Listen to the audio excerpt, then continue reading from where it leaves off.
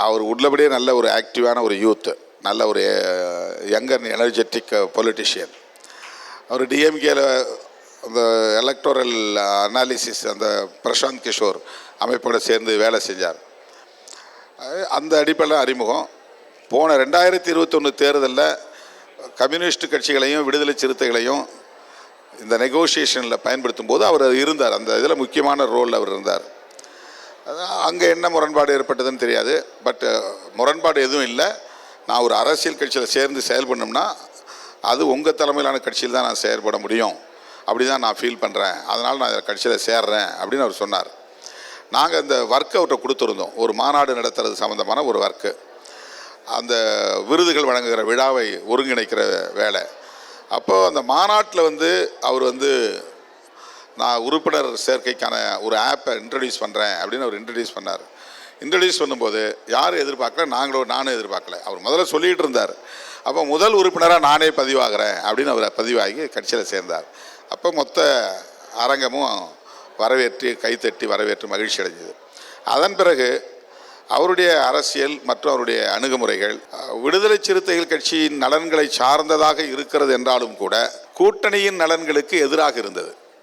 இப்போ கூட்டணியின் நலன்களும் முக்கியமானது தான். விடுதலை சிறுத்தைகளின் வளர்ச்சியில் கூட்டணியின் நலன்களும் முக்கியமானதாக நம்ம பார்க்குறோம். ஏன்னா நம்ம எலக்ட்ரல் பாலிட்டிக்ஸில் இருக்கிறோம், நம்ம தனித்து இயங்கலை.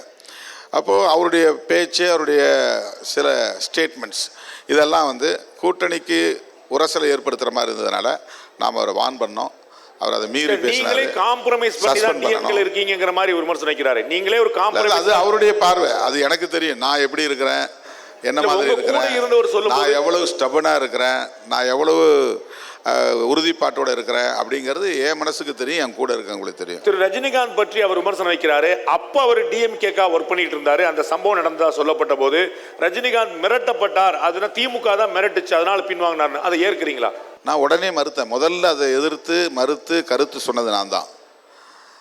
ரஜினிகாந்த் அவர்கள் நம்மளை மாதிரி சராசரியான ஒரு மனிதராக நான் பார்க்கல. ஏன் அப்படின்னு சொன்னால் ஒரு நடிகர் அப்படின்னு மட்டும் அவரை பார்த்துட்டு போக முடியாது. அவரோட நான் இன்ட்ராக்ஷன்லாம் பண்ணியிருக்கிறேன். அவர் கட்சி தொடங்கினப்போ நாங்கள் போய் நானும் ரவிக்குமாரும் அவரை சந்தித்து வாழ்த்து சொன்னோம். இப்போ 1 மணி நேரம் கிட்டத்தட்ட அவரோட நாங்கள் பேசிகிட்டு இருந்தோம். அவருக்கு ஆன்மீகத்தில் அதீதமான நம்பிக்கை இருக்குது. சுவாமி ராமதாசர் பற்றி எனக்கு ஒரு புத்தகம் கொடுத்தாரு, இது அவசியம் நீங்கள் படிக்கணும்னு சொல்லி என்கிட்ட கொடுத்தாரு.